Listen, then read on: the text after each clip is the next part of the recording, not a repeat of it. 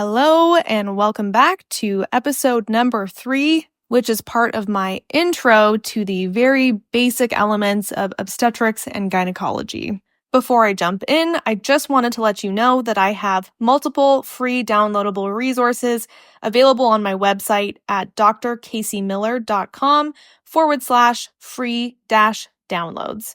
One of my most popular resources is a PDF guide containing the top 15 questions to ask during your OBGYN residency interviews. I know many of you will be doing your electives and sub-Is over the next few months and interviewing for residency this coming fall. So this PDF is jam-packed with all of the most important bits of information that you want to find out about the programs you are considering training with for your residency. If you want to get your hands on a copy, just click the link in the episode show notes. And again, for additional resources, you can visit drcaseymiller.com/free-downloads.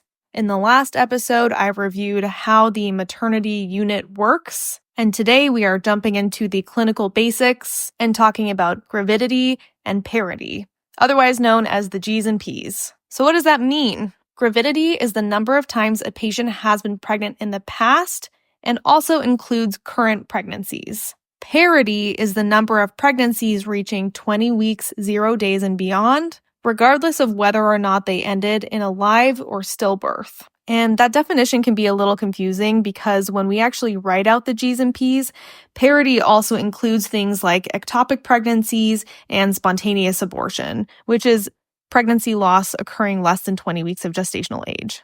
When we write out the G's and P's, you will see the letter G followed by a single number. For example, if a patient has been pregnant 5 times, regardless of how those pregnancies turned out, the number beside the G will always be 5.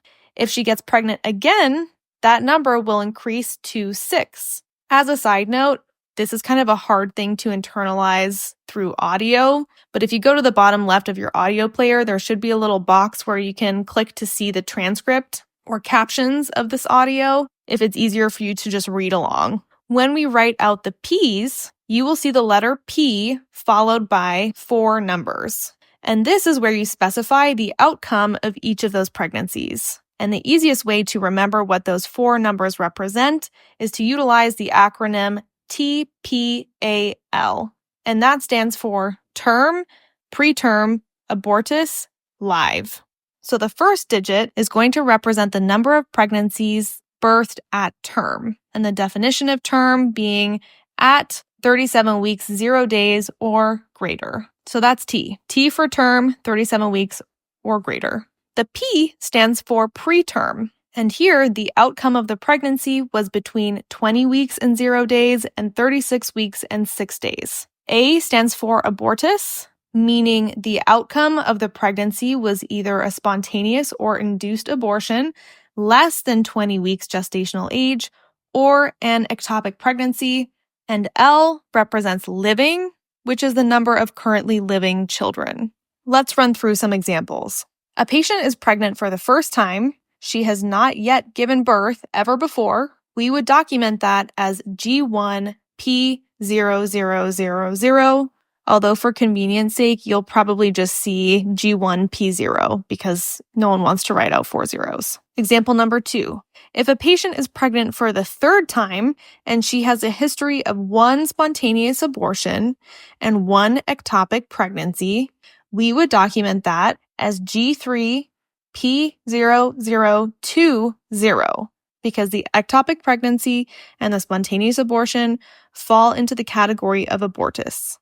If that same patient becomes pregnant again and delivers a live baby at term, she would go from being a G3P0020 to G3P1021.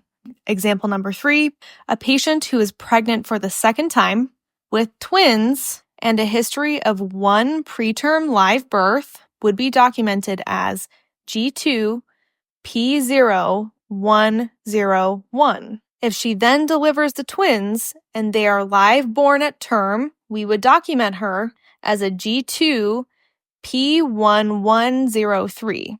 P1 because she had 1 term delivery, but L3 because the result was a total of 3 living babies, the twins and her first child.